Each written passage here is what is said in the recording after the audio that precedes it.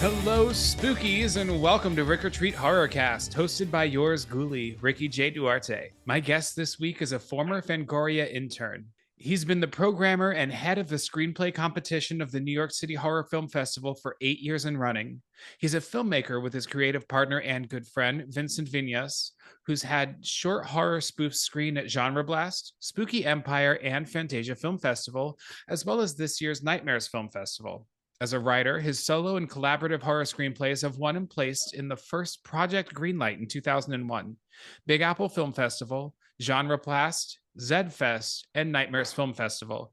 He's a film reviewer for Gruesome Magazine and Horror News Radio, has spent the last 6 years as feature film screener for SXSW, has spent 7 years as the production associate and promo video editor at Renegade Nation, and for 10 years has been a programmer and Q&A host at Big Apple Film Festival. This man does it all, probably the most qualified guest I've ever had to be on this show. Please welcome to RickOrTreat Horrorcast, my very talented and wonderful friend, Brian W. Smith. Thanks for having me. I appreciate this. I appreciate being here. Thank you. Yeah, I'm so happy to finally have you on the show. I've been wanting to get you on for quite some time now. You and I are friends from Horror Trivia, our monthly horror trivia, and we have created a friendship beyond that I'm very grateful for. Cool. Absolutely. Yeah. I do have a question for you, Brian. Okay. Are you ready for the big giveaway? I guess.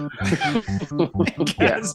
Are you gonna tune in at 9 p.m. and wear your mask?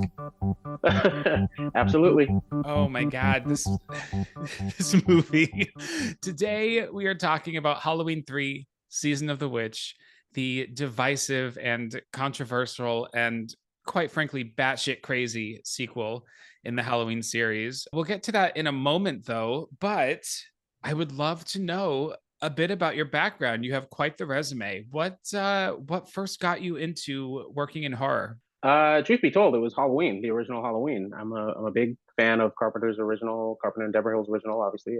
Nice. 1978. But I was a late bloomer with horror because I was a scaredy cat as a kid. I was sheltered from a lot of horror stuff. So, I missed that innocent time of Brian. But once I saw the first Halloween, it scared me so much. I had to know why. And so I got into Fangoria. I started reading up on, just the behind the scenes of horror movies in general and watching all the behind the scenes stuff. And it was also like, I was an 80s kid. So it was the era of like Thriller. And you had like the making of Thriller, and you got to see the sort of the peek behind the curtain.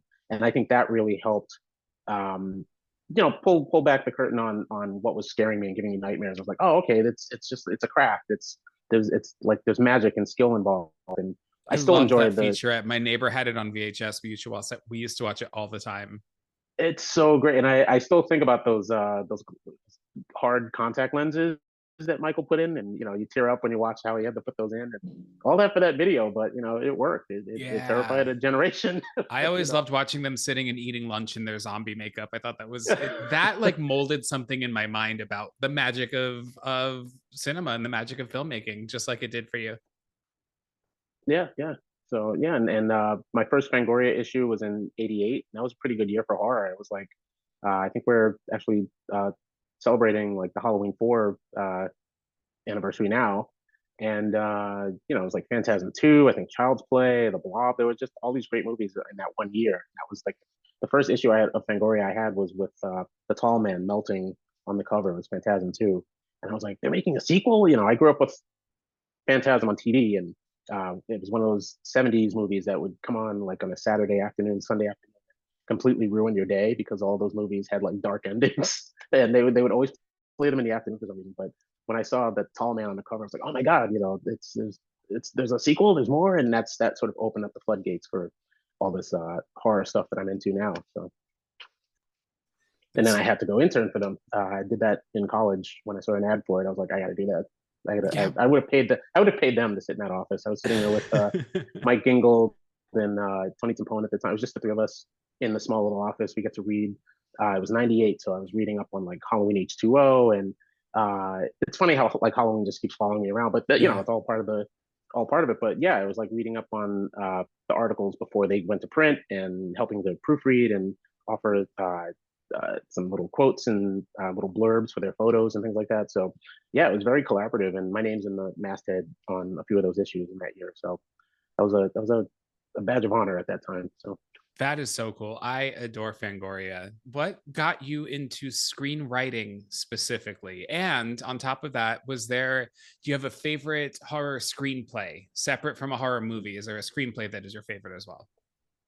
that's a great question. I used to write all the time as a kid. I remember it was like like in second grade, I was the first to finish like a quiz or a test or whatever, and they let me sit in like the library section of the classroom because I was a nerd.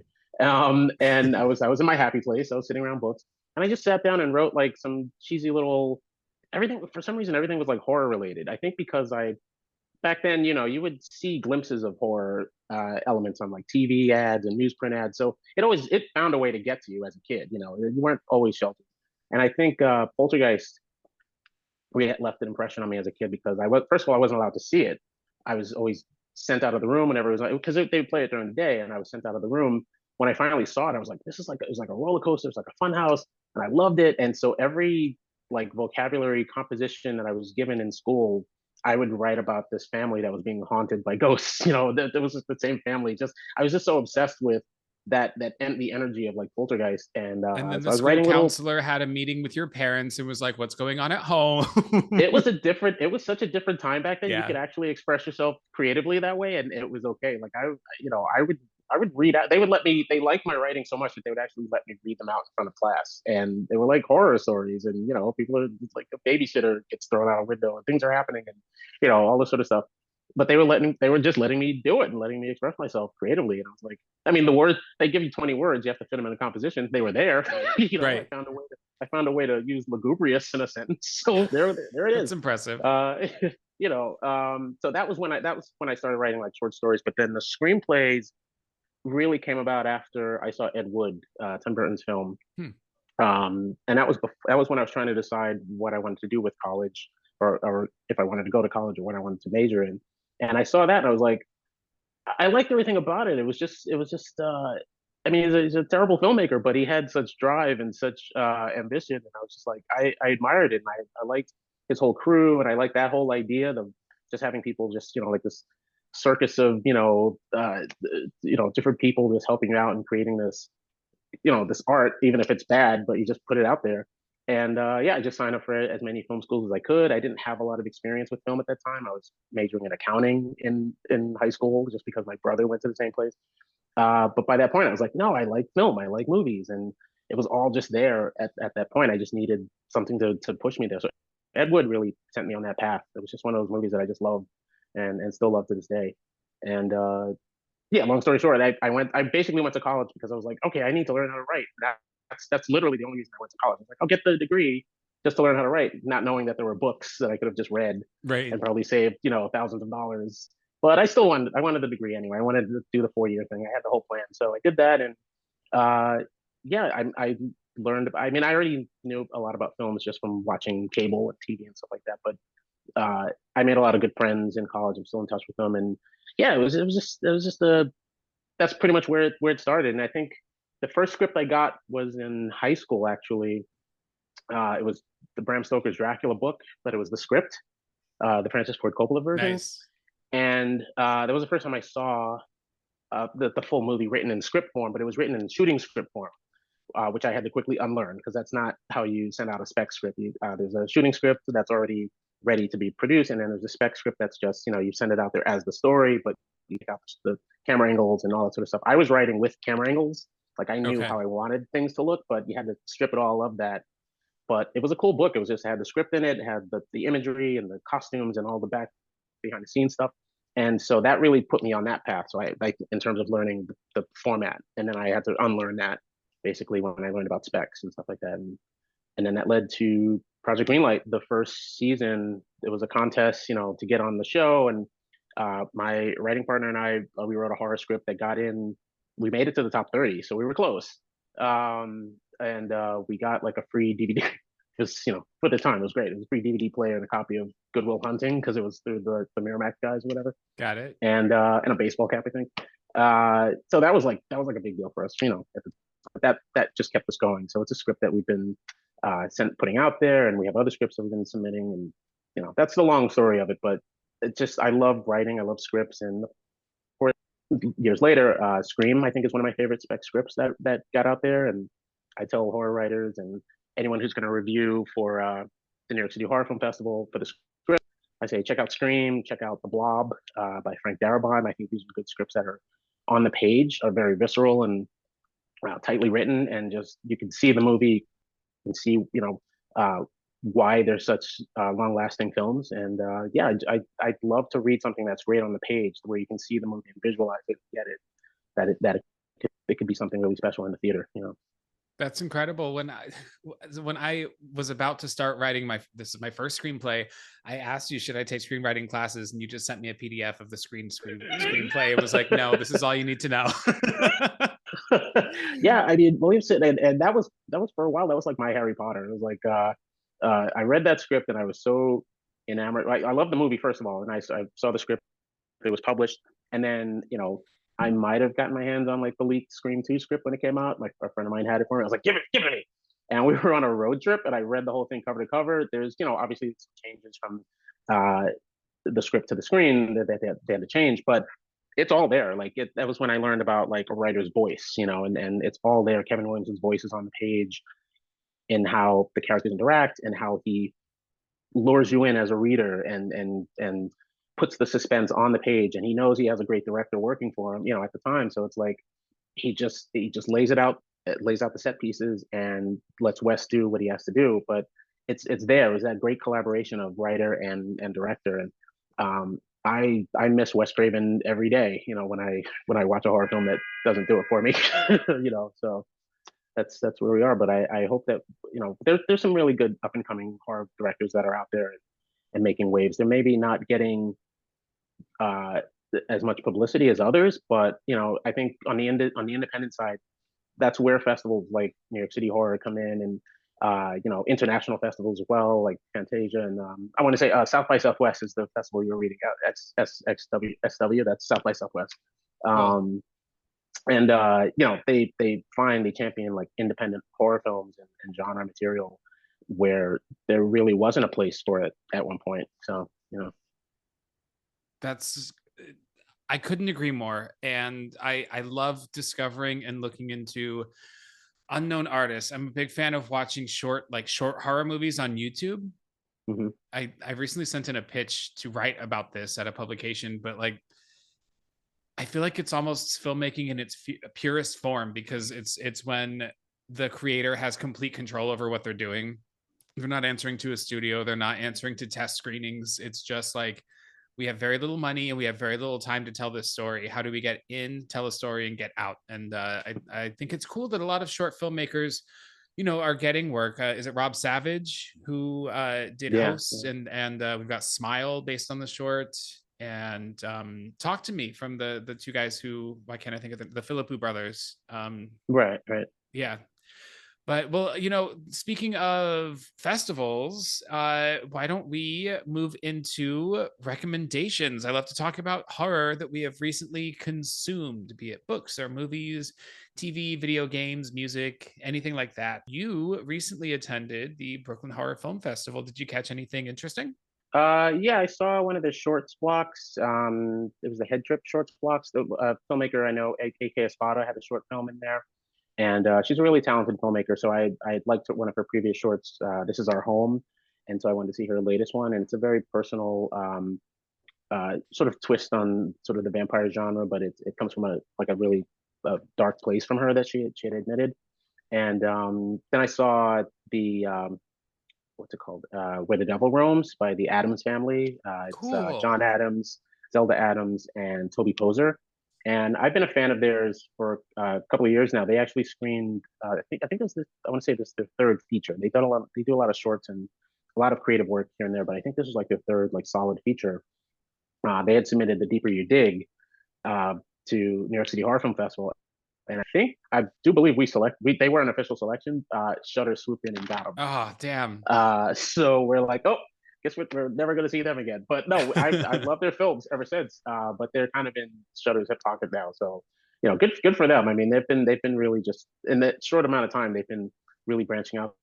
Like Hellbender was their second film, Yep. and this new one, Where the Devil Roams. I love what they do. They just have their finger on the pulse of like that folk horror that a lot of people try to emulate, but for some reason they're getting it. It feels textured and real, and there's it could have been easy for us to just dismiss Deeper You Dig and say, oh, it's too rough around the edges, or whatever. But there was just something about it that was undeniable, and I put it in my review to the other judges. I was like, check this one out. There's something here. It's got an independent style, and we all loved it. So it's great to see them, going forward with their work. And I'm here for whatever they do next.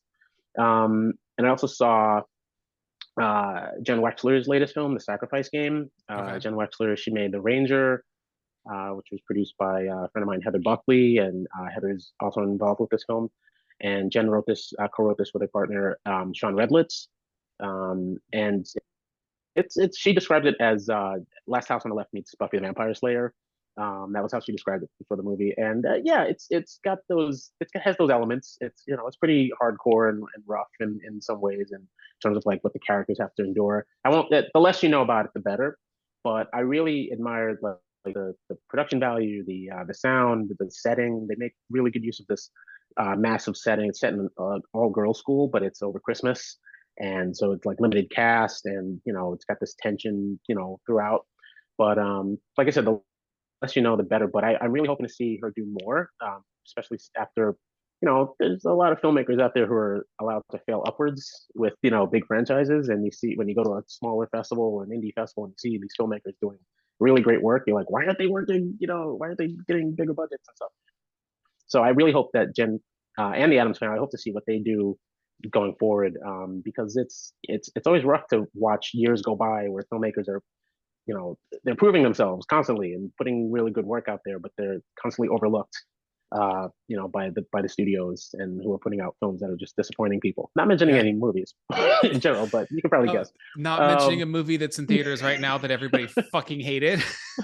not Maybe mentioning a it. requel of a beloved film that didn't need a continuation of its story. I don't Not know. mentioning it, but I mean, I've seen there are so many directors that I can name. Chloe Akuno, and Yeah. finally did a feature with Watcher, but I'd seen Incredible her years film. back, and yeah, I'd seen her shorts back then, and and you mentioned Smile before, like Parker Finn. I mean, he's working with Paramount now, which is great. We had screened his film The Hide Behind years back, and we were like, we loved his work ever since then. So it's cool to see short films being sort of becoming like the new gateway into like feature work. It wasn't always like that. It was, short films were just sort of like, oh, it's a short film, whatever. Right. Make your feature. Now short films are becoming like a real mainstay at festivals. We're programming whole blocks now for that because people love those little short bites and stuff, and Hulu's picking them up, and Alter and that sort of thing. So it's really expanding the creative landscape.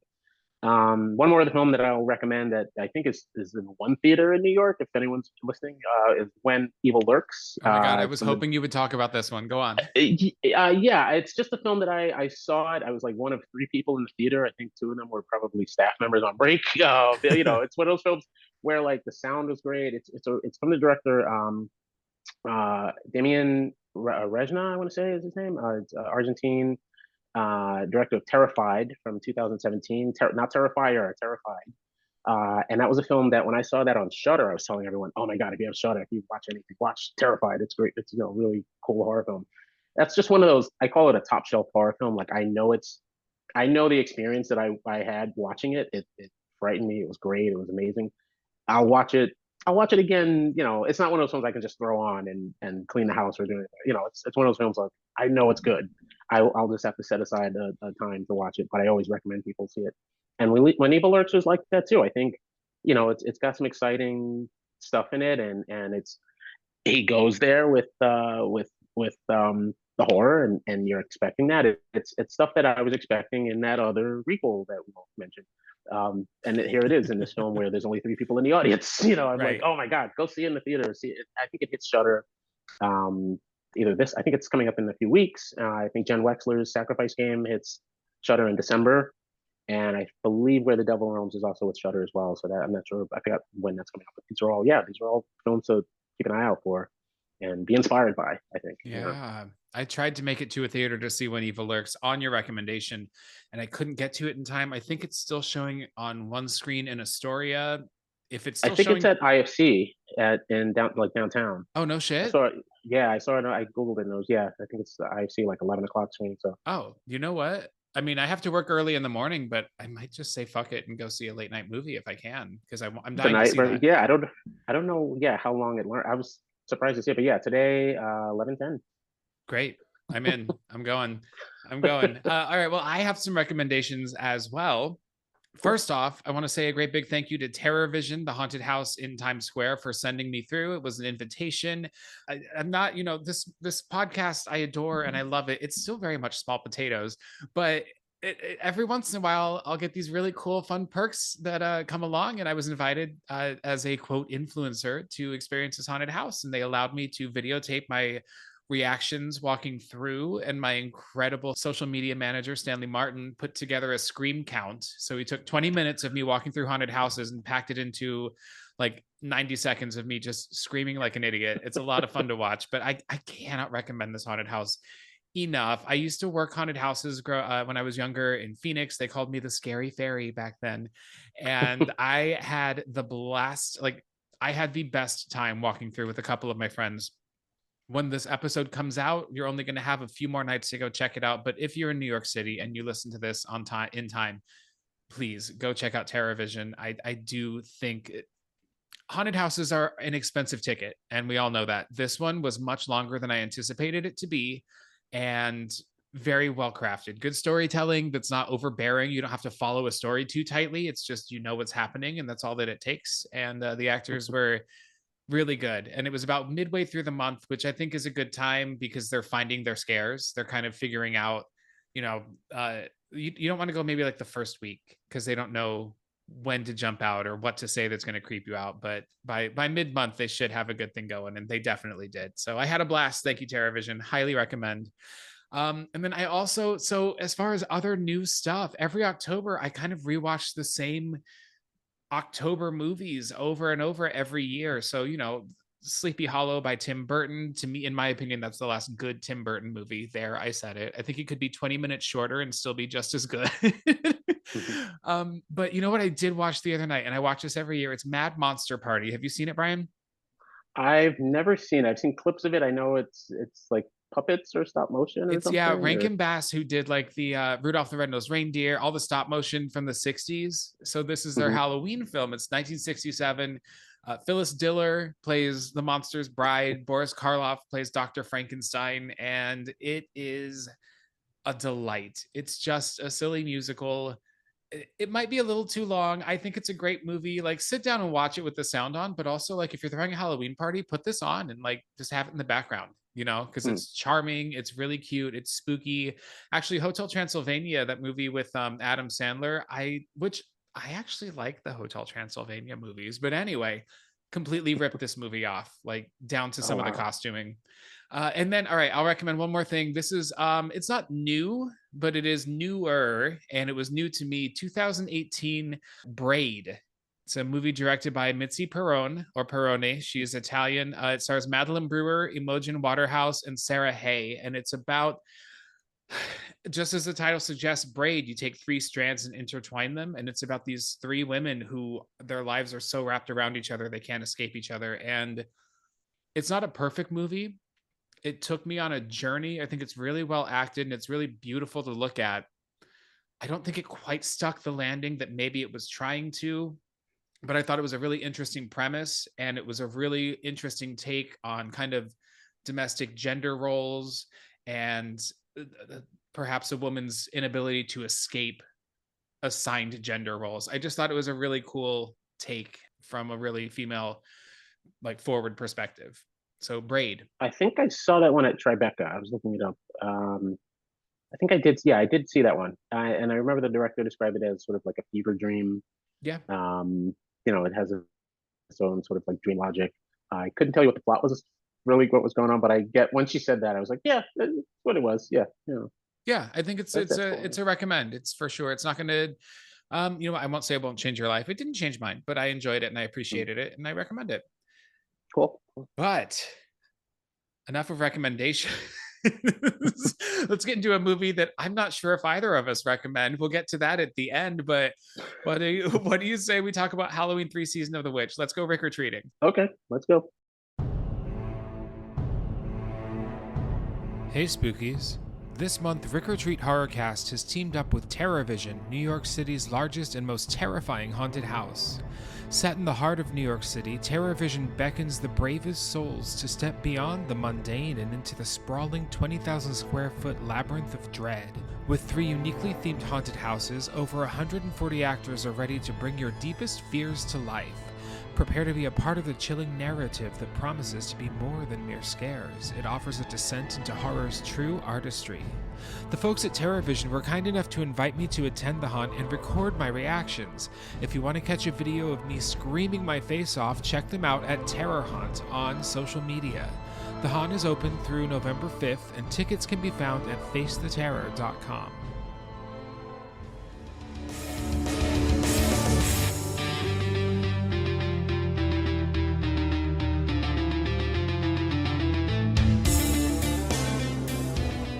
Halloween 3 Season of the Witch, directed by Tommy Lee Wallace, written by Tommy Lee Wallace, which is a funny story, right? The screenplay for this film was originally written by Nigel Neal, quite popular British screenwriter. And when the studio forced him to go in and add more gore and make it more vicious and violent, he purposely removed his name from the credits. He is uncredited as a writer. John Carpenter then took a pass at this movie, still uncredited, tweaked it a little bit. I think his influence is very apparent. Mm-hmm. And then, to Carpenter's surprise, Tommy Lee Wallace took a pass at it as well. So Tommy Lee Wallace is the sole credited screenwriter, but there are 3 known that worked on it. Our DP is Dean Cundy, and you can tell. I think this movie is really beautiful to look at. I think it's extremely well shot. I think it's a well-directed film. I think it's a well-acted film. It's kind of the last big hurrah. I was looking at the credits. It's like the last big hurrah of the original Halloween team, basically. When you see Dean Cundy's name, I'm like, oh, okay. Visually, it's going to have that Dean Cundy and the John Carpenter vibe, and Tommy Lee Wallace was part of their whole team since the beginning. So yeah, it has that feel, It really does. It feels like it belongs with Halloween, even though it has nothing to do with the original Halloween. Well, not nothing, very little to do with the original Halloween. Produced by John Carpenter and Deborah Hill. Essentially, John Carpenter never wanted to make a sequel to Halloween, but the studio beckoned him. He obliged, ended up writing it and directing some of the sequences, and killed off Michael and Dr. Loomis at the end of Halloween 2. Mm-hmm. The end. Done. No more Michael Myers. And to John Carpenter's way of thinking, there was just no reason to continue that story. So his idea was then to come back with Halloween 3 as an anthology. And Brian, I know you know this, but not everybody does. And so they wrote a brand new story about Halloween, the holiday. And from there, every sequel to follow would have been a different story, not connected to the one before. Right. And audiences hated that. hated it. I think it was a noble idea. I can see completely, and I can support it. And frankly, was it Miramax that just outbid A24 for the TV rights for the Halloween series, right? Yeah. I kind of wish that they would go this route with an inevitable TV series and maybe tie in Michael every once in a while. Like, people need to see Michael clearly, but I don't know, man. It's not the worst idea. This film has ideas. Yes. And I appreciated, like, for example, I imagine sitting in a theater, you're a fan of Halloween 1, 2, you're a Myers fan, you sit in the theater and it's like, okay, the opening scene is the opening credits are actually pretty cool with the slow reveal of the jack-o'-lantern and all that sort of stuff. And So it's hinting at where the story is going to go. Ultimately, I feel like I don't know if the execution quite worked in terms, and I can see why audiences kind of would turn on it. I know you're going to go deeper into the story, but yeah, overall, I feel like it doesn't quite deliver on what you would think of as a Halloween film. In terms of there are little Myers-esque scares, and but they're few and far between, with the stingers and that sort of thing. But overall, the pacing, I think, is an issue, and maybe the character motivation or something's not quite gelling. And I could see, like, by the end credits, I could picture. I've been in an audience, where the audience will just go, boo. At the end, Turns on a movie, yeah. I can sense it. I could sense it while I revisited it today, and I'm like, yeah, I can see this not quite working if you're expecting one thing, getting this. But the anthology idea is a noble one, and I think that it would be interesting. There are a lot of stories in the Halloween universe. I think they can expand, and I'm sure they're gonna. If someone wants to, pay me for some story ideas, that'd be great. I would love that. I want that for you. But I mean, it's I I think there's a lot of ideas to play around with, and the aesthetic of the Halloween masks are enduring, and especially the theme song, that we still reference, I'm guessing, but in 2 days on the 23rd, and then on Halloween, 8 more days, and then Happy Halloween. So yeah, I think it has elements that are there, and it has a larger story that's interesting. I think the way it's set up, maybe, or maybe the characters, if they reverse roles, you'll get into it in the plot description. But I think the motivations are a little different in the characters, and maybe if they just flipped it, made, because one I think has more of a personal stake than the other. But it's very pulpy. It's like a pulp novel. That's exactly. You literally just listed like half of my own personal notes about this movie. I mean, pacing is the biggest thing for me. I'm going to make some of my listeners upset by saying this. Watching this movie feels like a chore to me.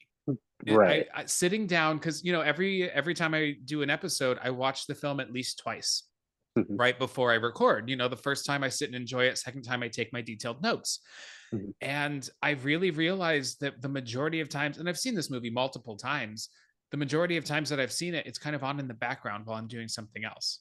And Right. so to have to sit down and pay attention to it, and I put my phone in the other room. I don't want to be distracted. I want to give myself to this movie before I record a podcast episode about it. But like, fuck, dude.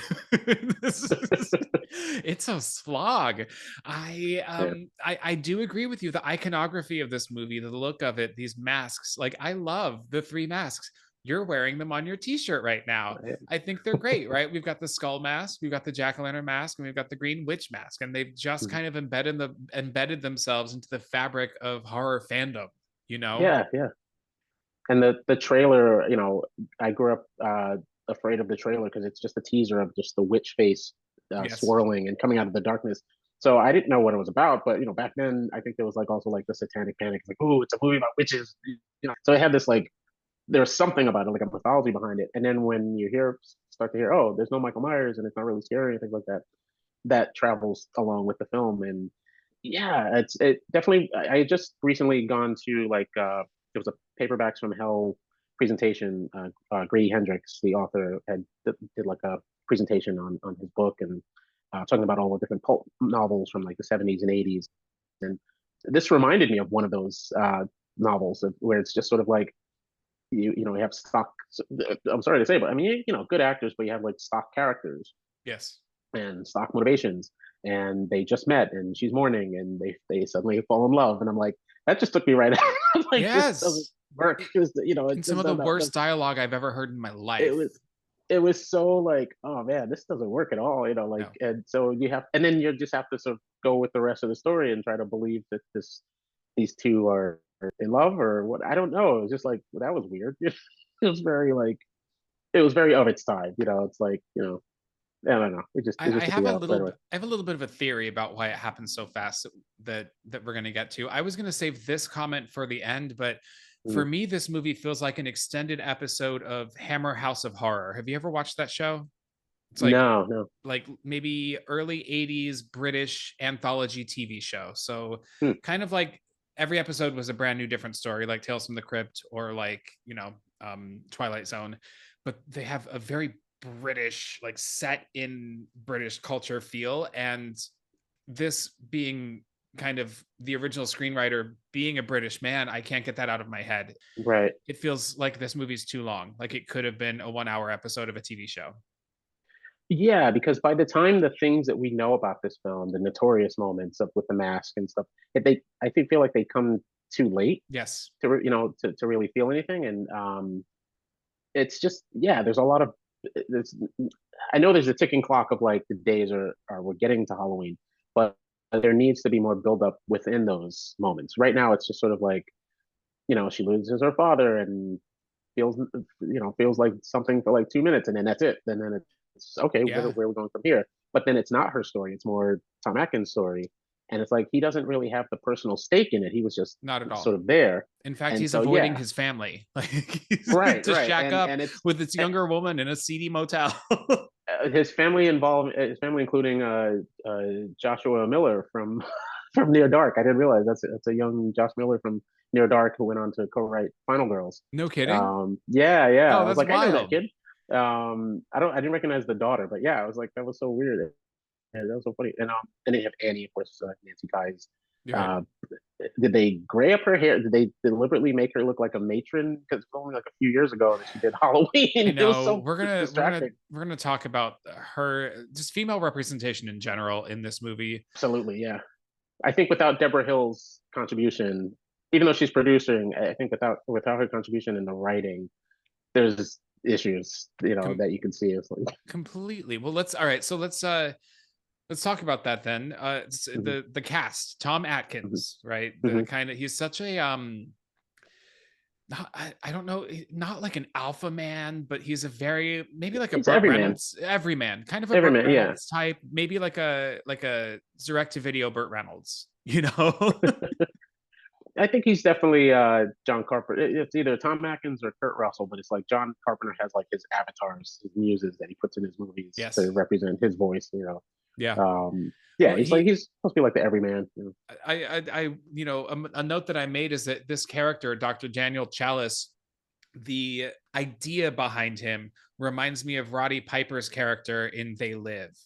Okay. The very kind of this is what a man is, and everyone should want to be like this man. He gets the girl, and he's tough, but he's nice, Right. and he's passionate, and he's driven, and he's brave. And for me, they kind of live on the same street a little bit. Right. It's a little bit of, I guess it's a John Carpenter thing in some that comes through in some of his movies about kind of the working man and his, I guess the everyman, just like you said.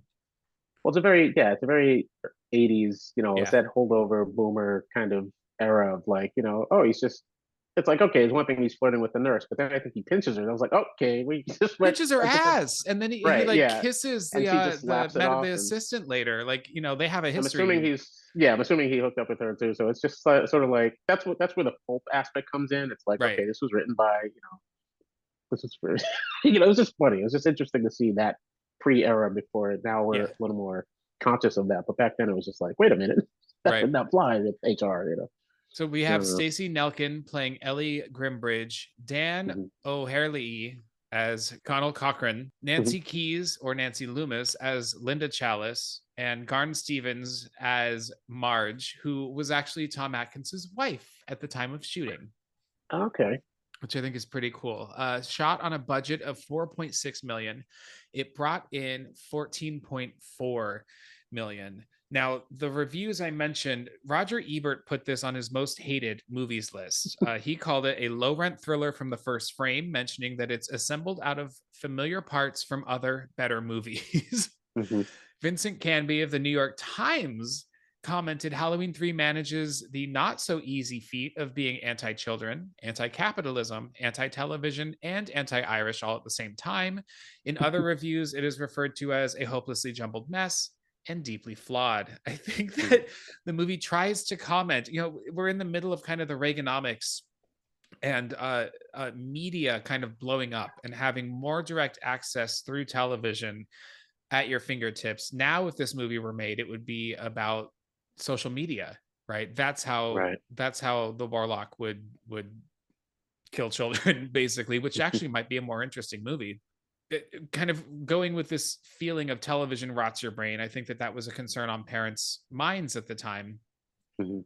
And so, why don't we go ahead and get into the plot of this movie? Yeah.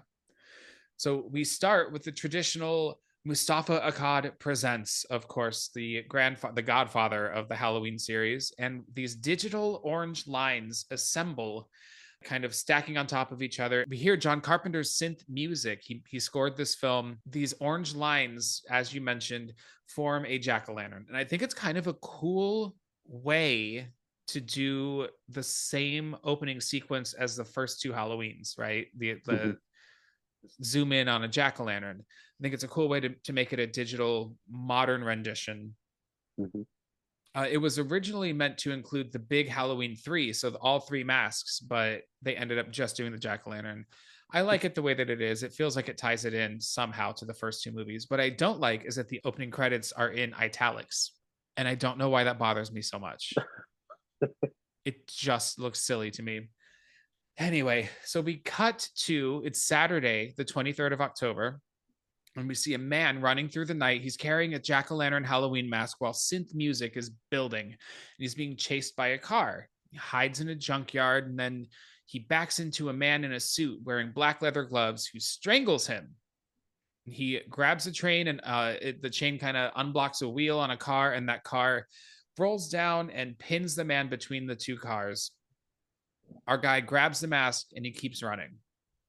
Cut to an hour later, and it's raining at a gas station. The attendant watches a news report about Stonehenge and a slab of it being missing, which will come in later and cause a lot of confusion. A note that the newscaster mentions before he changes the channel, stay tuned and we'll tell you what you can do about junk mail, which I think we then feed into this commercial by Silver Shamrock, which I think is establishing this idea of junk mail being inundated with ads, being inundated with ways to purchase and buy things.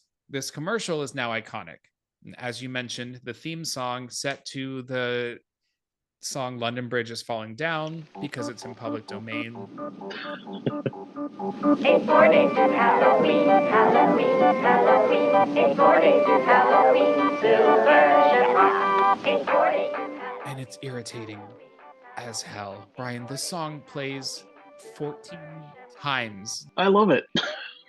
Do you really? It's the best part. It's the best part of the movie. It's the only thing that wakes. It's what wakes you up. It does. No, that's true. You're absolutely And right. it's actually in the. Now that you mention, it's actually in the trailer. I think they sing "London Bridge is Falling Down" and with the witch face showing up. Sure. I think that's in the teaser. Yeah.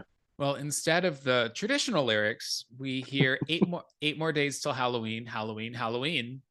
And we see the three masks that Silver Shamrock sells. So Silver Shamrock is a novelty company, essentially, that sells these Halloween masks. Like I mentioned, a skull, a jack-o'-lantern, and a witch. Did you notice right before the gas station attendant turns off the TV, it's showing the three masks, and then the Michael Myers mask appears as well on the screen? I didn't see that. So I didn't either until I watched it on a YouTube channel about this movie. It's the brief implication, blink and you miss it, that Silver Shamrock also produces the white Michael Myers mask. I think they've been trying to tie that together for a while, but no one's been able to do anything. Like there's so many hints layered throughout the universe of this series. It'll probably tie back at some point. It was supposed to be. Word on the street is that it was supposed to be included in Halloween Ends, and David Gordon Green wanted to include the tower or something. Yeah, the radio tower would be a part of it, and the film would conclude with the Silver Shamrock factory manufacturing Michael masks, which would have been A, where they come from, B, commenting on society's obsession with true crime murderers. But anyway, the studio chickened out because Halloween 3 was such a failure, and he was not allowed to do that. But he did put the closing credits in the same blue font in italics as Halloween 3. Oh yeah, right. They've been parallel, yeah. So the announcer on the commercial says they're fun, they're frightening, and they glow in the dark. This is actually the voice of director Tommy Lee Wallace. Now, our guy, the old man who's running away from these silent killers, appears in a state of fear, and he's perhaps having a heart attack or a stroke. And he grabs the gas station attendant and he's muttering, "They're coming, they're coming," before he passes out, still clutching that jack-o'-lantern mask. Gas station attendant carts him off in a tow truck while a man in a suit watches them drive away. We cut to Tom Atkins, Dr. Chalice, arriving at his ex-wife's house, played by Nancy Keys. And, you brought up that they made her look matronly. And I got to say, she comes off as the meanest, bitchiest ex-wife imaginable. Right. And she's villainized, but like she's going through it. Tom Atkins is not providing any sort of help with these children. He just kind of nonchalantly walks in, tries to give these kids plastic retro looking Halloween masks, but it turns out their mom has actually purchased them the silver shamrock masks already, and she just lays it on him. And I think that she is written unfairly because she has every right to be mad at him for not showing up for these kids. Right. And that's my piece. I think she used to be with Tommy Lee Wallace, right? I think they used to date. I believe they were married at the time, actually. Yeah. Yeah, but yes, she looks frumpy. She looks, I mean, I don't know how old she was when she filmed Halloween. I think they were all in their late 20s, right? But she looks a good 10 years older than she did just a few years before. Right. It's ridiculous. It's almost ridiculous. It's like the hair clearly looks like the cobwebs, that you get from, Party City or something, Yeah. or the gray spray or whatever. I don't know. Yeah. So the silver shamrock commercial comes on the TV, and the kids sit directly in front of it, wearing their masks, listening to this song. Now, Dr. Chalice gets paged to the hospital. Linda, his wife, is pissed. He leaves anyway. The gas station attendant at the hospital explains that he brought the man in. He was just trying to help. And on a TV in the background, the Silver Shamrock commercial comes on again. And the old man hears it, and he wakes up and he mutters, "They're going to kill us, all of us." Chalice prescribes him Thorazine, which I thought was interesting because that's what Dr. Loomis had been giving Michael Myers in the original Halloween to keep him sedated. So the old man is stabilized. He's still clutching his mask for some reason. They still let him hold on to it while he's in his hospital bed. As you mentioned, Chalice is flirty with the nurse. He pinches her ass. They have a good rapport, but it's like, this is a professional work environment. How is he getting away with this? Suddenly, a well-dressed and emotionless man in leather gloves walks into the room. And I'm not going to say that I'm proud of this, but there's something about these like emotionless men in suits with leather gloves that kind of does it for me. I don't know what it is, and something's wrong with me, but I'm in therapy, so I'm sure I'll get to it soon. This was the scene that I, as a kid, accidentally saw while just channel surfing. So that was my initial impression of this movie, was the scene that's about to happen in the hospital room. That's a rough one. I was way too young to see that, and that's what I always remember. How old do you think you were? Oh gosh, probably less than probably 10, definitely. Yeah, I think I was about the same age when I saw this. That was my impressionable years, and I was just like, why is he doing that to his eyes? Well, the well-dressed, emotionless man in leather gloves does take his thumb and forefinger and reach into the old man's eye sockets, wraps his fingers around the inside of his nose, and pulls the bridge of his nose up and out. And it's rough. It looks good. It's there, yeah. It's a really great effect, but like the snap sound effect is terrible. When he takes his fingers out of the eye socket, what remains is so gross and weird looking. And then just seeing this guy wipe the residue off of his gloves onto the hospital curtain by the bed. There's something about that, the color of it. It's like not just blood, it's like brown. It's got like fluids and brain in it. It's gross. And it's that Carpenter efficiency, that sort of clinical way of, like, very Myers quality, where it's just very simple, it's done, it's efficient, and then he's out. Yeah, that's also very chilling. That's a good point. He doesn't draw these kills out. They all happen quickly and solidly. Yeah. That's a great point that I don't think I've ever noticed about Carpenter. So that jack-o'-lantern mask has fallen to the floor. The nurse walks into the room, and the suited man just walks past her. She screams, and Chalice wakes up from a nap. and he follows this man to the parking lot. And this man sits down in a car, which is the same car as Christine, actually, which was going to be John Carpenter's next project. Huh. He claims there's no connection. This emotionless man pours gasoline all over himself, lights a match, and the car explodes.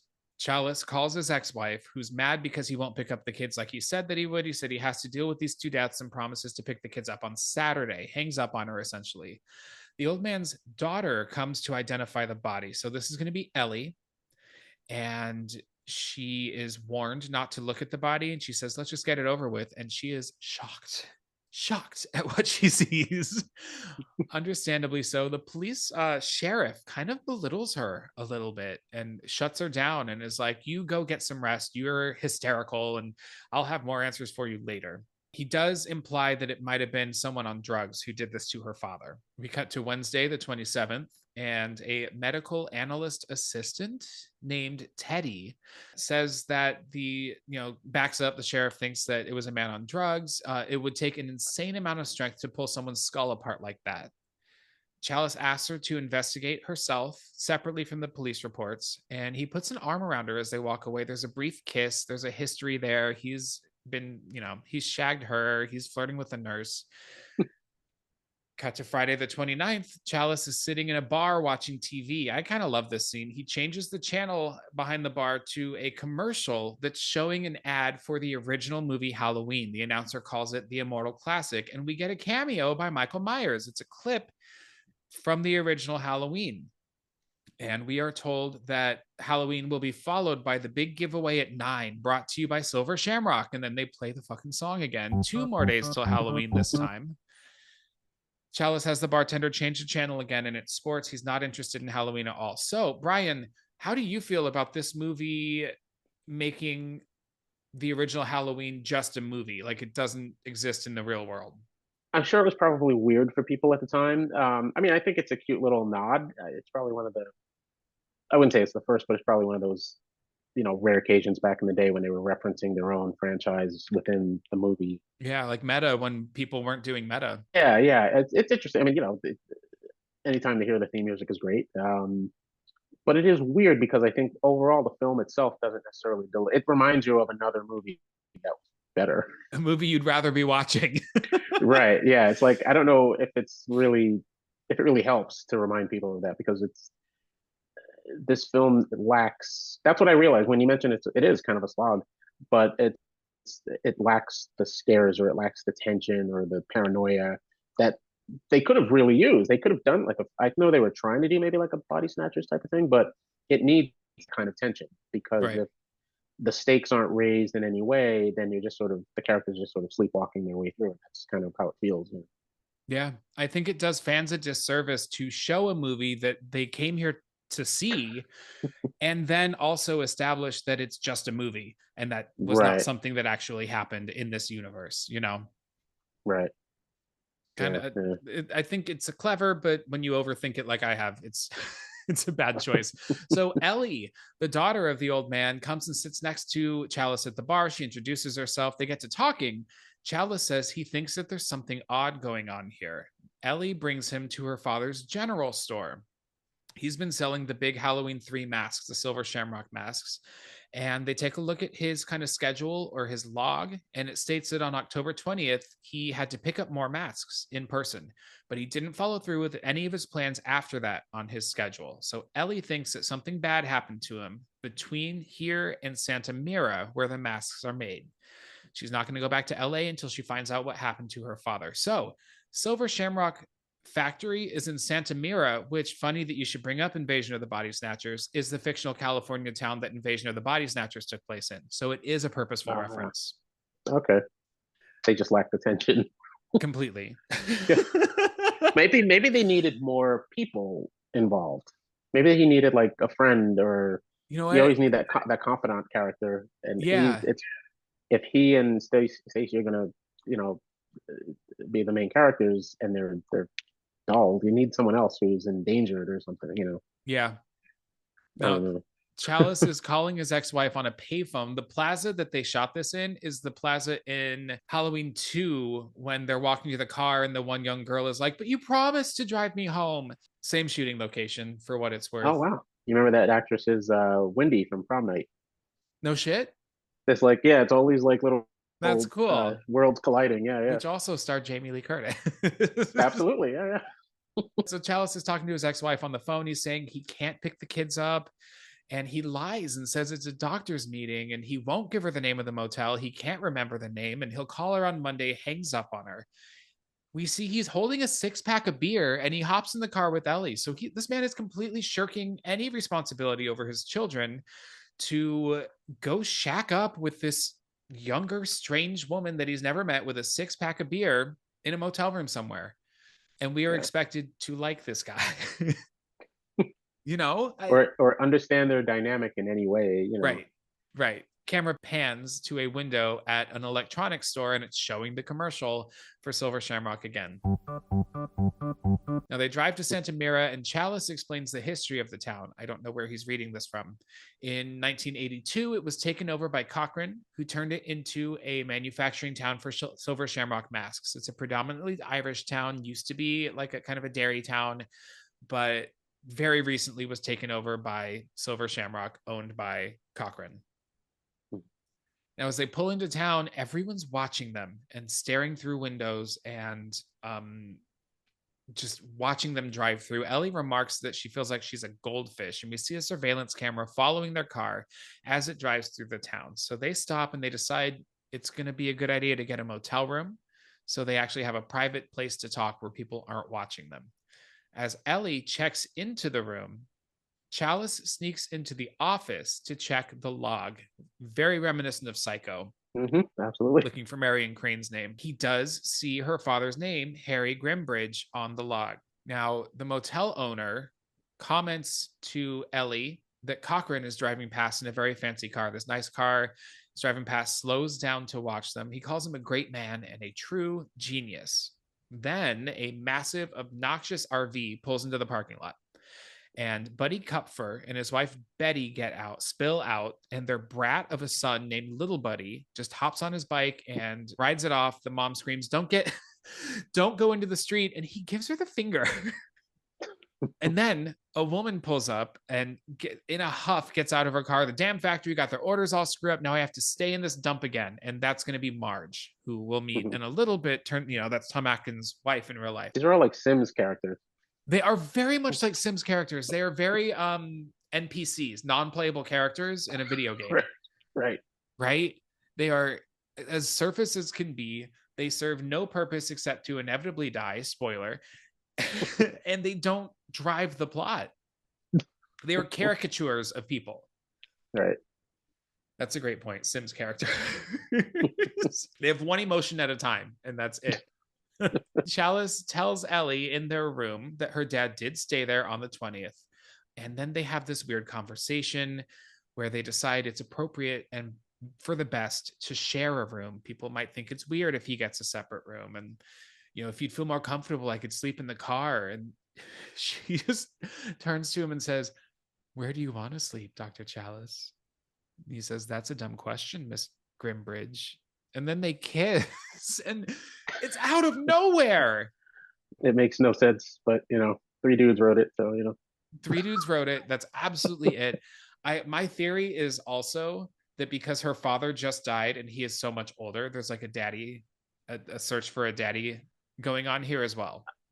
Maybe, but I think it was of the time. Like if they had given them 10 minutes or 20 minutes of movie time to build the relationship, but it's just sort of like that James Bond type of thing, That's exactly it. Instantly, now we're an item.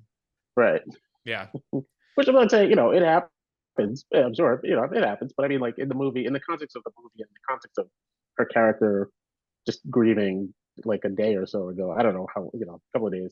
I mean, there's that shot of her crying in the hallway, and that's all the grieving we see. Right.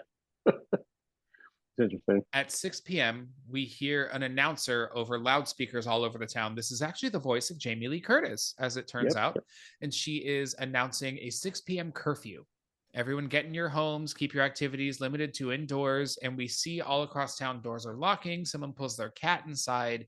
Windows are closing. Blinds are going down. The town is shutting down. We see surveillance cameras scanning the town in night vision. Chalice exits a liquor store. How the fuck is a liquor store open past curfew? Explain it. You can't. He's frightened by a local drunk who asks for a drink and badmouths Silver Shamrock and Cochran, the owner. He mentions that Cochran brought in every factory worker from outside and refused to hire locals. He mentions that he's probably watching Chalice on the cameras right now. And he also mentions rumors about the factory and that he himself plans to burn it down. So now he's drunkenly muttering. He's going to get Molotov cocktails, and this will be their last Halloween for them. And he stumbles off through a junkyard. He's singing 2 more days till Halloween, drinking out of a bottle when he is overtaken by 2 suits. And he immediately freaking out and apologizing. I was just kidding. I didn't mean any of it, but he's forced down to his knees. It's a very homoerotic shot. I don't think it's intentional, but I've seen this in many porn. One of them is holding his shoulders down while the other one grabs his head and pulls it off, and it looks fucking great. Yeah. There's like a blood spurt and he's done for. And now that you've said these kills are very clinical and fast, I can't get it out of my head. And I do think that the kills in this movie are very effective. I think that's why they always like that Carpenter style has always endured more so than when you try to make, like, for example, like a Myers brutal and gruesome. It's like it takes away from the strength of it. It's like, oh, he's just swift and he knows where to go and kill, and the dead. Yeah. Whereas, later films, it's like, oh, he's got to like carve them up and make them worse. Right. Which is not anything that's Jason. That's Jason or Art the Clown. That's not Michael. Michael is efficient and moves on. Yep. Now back at the motel, Ellie meets Marge Gutman outside in the parking lot, who asks if she's picking up an order of masks. And Ellie is instantly, oh, yeah, sure. Yeah, that's why we're here. Of course, we're picking up an order. Marge mentions that ever since Silver Shamrock started doing big volume, the little guy has to wait in line. This town sucks. She gave up on ordering by mail. She hates dealing in person. You just can't win. Now, she also mentions that the merch is slipping. The trademark fell off of one of her masks, and that shouldn't be happening. The quality sucks. We get a pointless shot of Ellie getting out of the shower naked. We don't see anything, but it comes out of nowhere. Meanwhile, Marge is getting into bed with a book, and that logo, the Silver Shamrock logo that had fallen off of a mask, falls onto her floor. Now, Chalice calls Teddy, the medical analyst assistant, who mentions that they're looking through pieces of the car for human remains to try to get information about who might have, the car that exploded, to find out who might have, killed Ellie's father. She suspects that someone must have mixed up the sample envelopes because she's not seeing any remains. Chalice brings in ice and booze to the motel room. I think this guy has a drinking problem. He and Ellie kiss, and then they make love. He goes immediately to nursing on her breast. And if I'm just going to go back to my she has daddy issues moment, I'm going to say that he has mommy issues moment nursing on her breast, because he's like completely shoving his ex-wife away. Right. And going toward this younger girl. Am I overthinking this? I remember even as a kid remembering, I was like, he was old. I just always remember as a kid, I was like, she seemed more closer to my age. But even back when I was younger, I was just like, this seems, they don't seem to have any chemistry. Well, he asks her, how old are you? And she says, relax, right. I'm older than I look. Right. Yeah. So everything about it is just like, it's kind of cringy. They comment on the age difference and just throw an answer away, So, but it was so part of the culture and movies back then. But you look at it now through today's eyes, and it's very cringy and very cringy. We cut to Marge in bed, reading, and then she notices, oh, that Silver Shamrock logo is on the floor. So she bends down to pick it up, and she starts scratching at the back of it. The back of it looks like a computer chip. And she grabs a bobby pin out of her hair and starts picking at it. And suddenly a blue laser shoots out of the chip and kind of like shoots her right in the mouth. And we see this. So if the bridge of the nose kill was the one that stuck with you, this is the one that stuck with me.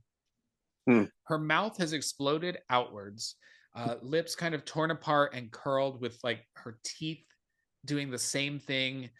and she's still alive, and her Yeah. teeth, her feet are kind of kicking under the blanket. I love that shot. It's really like, it grosses me out more. I Yeah. think more than the face is the feet kicking, and she's squirming around, and then a bug crawls out of her mouth. The mask, like the appliance on the face, does not look super real, but it's a really cool design. It's effective enough, I think, because Yeah. it's not a movie or even a film series that's known for visceral gruesomeness. So when it shows it to you, it's like, oh, that stands out. That that's pretty gruesome. And I think it was after Scanners, so maybe they were kind of competing with that kind of thing because it has that kind of Cronenberg. The film Definitely. itself has a Cronenberg coldness to it. For sure. It's a super, super cold movie. A few hours later, Chalice and Ellie hear a car pull up. They wake up, they get out of bed. We see Tom Atkins' ass as he pulls his pants on. And here's another plot hole. He has no ass whatsoever, but then when he puts jeans on, his ass looks great. And I don't know how they did it. There are men in lab coats loading Marge into the back of a Silver Shamrock van. She's got a blanket over her, like a sheet over her. And the motel owner mentions that she'll get the best care possible. Cochran is in charge. Cochran pulls up in a vehicle and he says, "We have the most marvelous facility at the factory for emergency treatment." And he asks one of the lab coats what happened, kind of off to the side. The lab coat says, "Misfire." Cochran looks annoyed, but he gets in the car and drives away with the van. Mhm. Ellie and Chalice have overheard this misfire comment. They go back to their room. They want to leave, but Ellie says not until we find out what happened to her father. So now it's Saturday and the town wakes up to a factory whistle blowing. Chalice calls Teddy, who still can't find any indication of a body in the car. No teeth, no bone fragments, nothing. Chalice asks her to look into Connell Cochran, who runs Silver Shamrock, and she agrees to, but it'll cost some serious dinners when you get back. This one wants him so bad. When he hangs up and walks away, we see a bug device under the desk, like a listening device, where he's made the phone call. So the phone is tapped. Chalice and Ellie go to the factory. They're being watched as they walk in by someone in a suit. And they talk to the woman who runs the order records. They're told that her father did pick up the order on the 21st. They're kind of under the guise of buyers who have lost an order, right? That's how they're getting the information. She says that the order was picked up, so her father did check into a motel. He did go to the factory to pick up this order. The Kupfer family, the obnoxious RV family, enter, and Cochran himself enters and greets them. We learn that Kupfer has sold more masks by far than anyone else in the country. Chalice introduces him and Ellie as the Smiths. They're a married couple. And Cochran tells them that Marge has been flown to San Francisco for treatment. And he's replacing their missing order. And everyone in the room claps. And it's very much like everyone worships this Cochran fellow. It's very revered. Cochran offers the Kupfers a guided tour, who then asks if his friends, the Smiths, can come along. And Cochran reluctantly obliges. So we get a backstage tour of Silver Shamrock facilities. We see the mask being made, latex being hand poured into molds, painting, etc. And then we enter the quote Hall of Fame. We see a bunch of old mechanical toys, maybe from like the early 1900s. Kupfer tells Chalice that Cochran is the king of prank toys, and he used to make all of these mechanical toys. Little Buddy, Kupfer's son, is given a mask that's been through final processing. So it's implied that final processing is when it gets the Silver Shamrock logo on it. And Kupfer asks, "Can I see the final process?" But he's told it's a little bit of this and a little bit of that. A couple of trade secrets. He is denied a tour as it involves volatile chemicals. It's very dangerous. Mrs. Kupfer mentions to Ellie that Cochran is one of the richest men in the country, and he got that way selling cheap gags and Halloween masks. And then she remarks, "There's hope for us yet," which I think is a little sad. And it feeds into the anti-capitalism themes of this film. The idea of work, work, work, work, work, and you're finally going to get recognized. A little bit implied that she's never going to be as rich as Cochran. Chalice notices a suit watching, and he grabs Ellie, insists that they got to go. But as they walk away, Ellie, in a garage, she sees essentially her father's car and kind of blows their cover and starts to run over to it. But she's stopped by two of the suits. I was not happy with her in that moment. No, completely blew their cover. They go back to the motel and she starts packing and they want to leave immediately and they want to call the police. Chalice mentions this place has to fall under somebody's jurisdiction. Goes to the office to make a phone call. He can't get through. The operator is Jamie Lee Curtis's voice again. He tries a couple different numbers, can't get through. And then the Silver Shamrock commercial plays on the TV in the office. Now it's saying 1 more day till Halloween. When Chalice returns to the motel room, the door is open and Ellie is missing and there are suits lined up outside the room. He closes the door and escapes through the bathroom window as the suits bust in. Now we get, in my opinion, and I like the score to this film, we get an obnoxious fucking synth, repetitive, like high-pitched ding, ding, ding, ding, ding noise that lasts a good 3 minutes as Chalice runs through the night, a lot like Harry was running at the beginning, Ellie's father. And he's dodging cars and, you know, hiding behind fences, and the whole operation is looking for him. He sees a car pull into a garage. They pull Ellie out of the back seat and then they close the garage door. So he tries to make another phone call on a payphone. Still no luck. Jamie Lee Curtis tells him no. Chalice sneaks into the factory where the masks line the walls. He's trying to avoid the surveillance cameras and sneaks into a room marked private. This is where the movie takes a tonal shift. And I don't know how I feel about this next moment. He sneaks into a room marked private, and in this room is a creepy old woman knitting. Oh, right. And her face is in the shadows. And he asks this woman, "Where's the girl?" And he shakes the old woman, but her head falls off to reveal like kind of old-timey gears turning. And it turns out that she is like an automation. She's a giant mechanical toy, basically. The suit comes up behind him, and it's actually Dick Warlock, who played Michael Myers in the second Halloween film. Chalice throws a punch, and the guy is unresponsive. And I actually like Tom's response, where he's like, "Oh, Jesus. Like he suddenly puts it all together. These emotionless men in suits are fucking robots, you know? Mm-hmm. How do you fight a robot? There's a struggle, there's a tumble, and then he punches this suit in the torso, and he pulls out this orange goo and a bunch of wires. And I think it's a cool moment. The goo starts to seep out of the guy's mouth. They actually use orange juice concentrate as this robot goo. He's then apprehended by multiple suits and Cochran. Cochran calls him Dr. Chalice, so he knows who he is. He knows he's not Mr. Smith. And remarks that it'll be morning soon. Halloween morning should be a busy day for me. And being a medical man, you should find it quite interesting. And now decides to divulge his entire plan and all of his secrets to Chalice in a very lengthy sequence. As villains do. As villains do. He, more than monologues, this is like his entire life story. We're brought into the facility, and Cochran says we're using advanced and ancient technology. A good magician never explains, but you'll have time to figure it all out for yourself. And we pan across the facility and we see the missing slab from Stonehenge and lots of computers and lots of masks. We've got a few of the guys in lab coats are chipping away at the slab from Stonehenge. Cochran explains an ancient sacrificial circle, Stonehenge. We had a time getting it here. You wouldn't believe how we did it. And then he moves on. He never mentions, right? There's no explanation about how they got it across the Atlantic Ocean. They didn't have the budget. Across the United States. To show the boat. What? Yeah. What?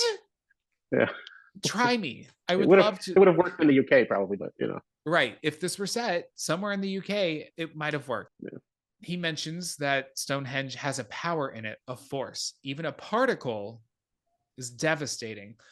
Here's my thing, Brian. If only a particle is devastating, and they have only chipped away at just a few little sections of this slab from Stonehenge, why the fuck did they need to bring the entire piece over? Oh, a lot of children.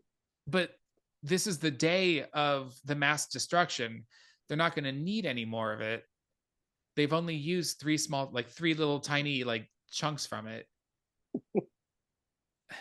I just want answers, and I don't understand why this movie is so celebrated right now. Oh yeah, there are people who will die on the vine for this movie, and I wanted to understand that, but I don't. So I could say it's not a bad movie. We'll get into that when We'll we get do our into review. it. But yeah, I'm prepared to lose some listeners over this, and I don't want to. I hope you'll stay with me. yeah. No, we see Ellie over a surveillance camera, and she's been tied to a table, and Marge's corpse also covered in a sheet. And so now Chalice understands she was killed. Cochran shows a demonstration of his plan as the Kupfer family are brought into a testing room, and it's been decorated to look like kind of like a common living room, and they don't know that they're locked in. Cochran says, "All right, roll it." And the commercial plays on the TV in the test room. And now the commercial is saying, "It's time, it's time, it's time for the big giveaway." And it instructs the kids to put on their masks and gather around the TV set. Watch the magic pumpkin. Watch. And the TV flashes this pumpkin back and forth between that and a white screen. And the mom starts laughing. It's a little ridiculous to her. She's been obnoxious and probably drunk the whole time. But then the kid who's sitting in front of the TV wearing his mask starts to grab his head in pain. And this all happens quicker than I always remember it to. He falls to the floor and insects begin to crawl out of his rotten, mushy head. The mom passes out. Snakes begin to slither out of his head, and a fucking rattlesnake comes out of it. The dad is screaming and he's trying to get out, but the door is locked, and then he's bitten by the rattlesnake and falls to the ground dead. All while that annoying synthy music is still playing. We learn this is Cochran's plan. At 9 p.m., the big giveaway is going to be that all the children in America put their masks on, sit down in front of the TV, and then their heads will turn into mushy bugs and snakes. We get a montage of cities all over America celebrating Halloween. Dayton, Ohio, New York, Baton Rouge, Los Angeles, all over. There's a van driving around announcing, "Children, hurry home. It's time for the big giveaway." We see Chalice's kids sitting in front of the TV wearing their masks. And then we cut to the super iconic shot of a sunset over Phoenix. And growing up as a child in Phoenix, I thought this was really cool because movies don't get made in Phoenix, and it actually looks like it's over Phoenix. I don't know why it was such a cool moment as a kid, but it's the iconic silhouette of kids trick-or-treating with the orange sunset behind them. It's kind of an iconic shot from the. I mean, it has that. The movie has imagery that has endured through the years. Yeah, and I think that's one of those shots. I think it might be on the poster, but it's essentially the poster. The poster's kind of like a take on it. Yeah. It's a great shot for sure. Teddy tries to call the motel. We're back to the medical assistant, and she's playing to music. She's listening to easy listening music on the radio, which I think is super effective during this sequence. She can't get through to the motel. The call is not being completed as dialed. She's basically found a piece in this car ash that she's sifting through that does not look like a car part, and a suit appears behind her and grabs a drill out of a drawer of tools, and this drill has a massive drill bit, and suddenly she seems somehow to put two and two together, and she begins to call the sheriff when the suit grabs her and throws her to the ground and forces the drill into her ear. And then that elevator music continues to play. I find it to be super effective. We don't see the drill go into her head. It's behind his back, but we see, when you're drilling into a wall and suddenly you get to a point where the drill just pushes through. We see that happen. And I think it's a great. It's good. And again, it's that Myers, that Carpenter style of suggestive, horror. I think it probably would have been more, not that I'm sadistic. It would have been stronger to actually see we would have probably seen Contact nowadays, like a quick shot of it just for that visceral shock effect, but it still works for its time, because when he just leaves her there. It has that lasting moment, lasting effect. Yeah, I read that the stuntman that first filmed it actually injured her. He hit her with a drill by mistake. So then Tommy Lee Wallace took over, and so it's him who does the final blow on film, because he didn't trust anybody else to do it after she was injured. Wow. Gotta be careful, yeah. I know. So we cut back to Silver Shamrock. Chalice is tied to a chair in a room with a TV. Cochran tells him, "Don't forget to watch the big giveaway." And then Cochran gives this really Well delivered monologue. I actually love his performance, and I wish that he were a villain in a better movie because I think he's pretty interesting. We don't get I think he's the best character in the film, which yeah. is, that says a lot because This whole third act is telling and not showing, and that's a real bummer Mhm. because I think it might have worked a little bit better if it weren't just this is why I'm doing this. This is where we got the evil. This is where magic comes from, and it's a lot of over explaining Mhm. and nothing fucking happening. He explains the difference between Samhain and Halloween. Samhain is a Celtic festival. It was the start of the year in the old Celtic lands. The barriers would be down between the real and the unreal. The dead walk amongst them. They used to sacrifice animals and children. It was just part of their world, their craft. And then Chalice says witchcraft. But it was a way of controlling their environment. It's not so Mhm. different now. It's time again. In the end, we don't decide these things. The planets do. They're in alignment, and it's time again.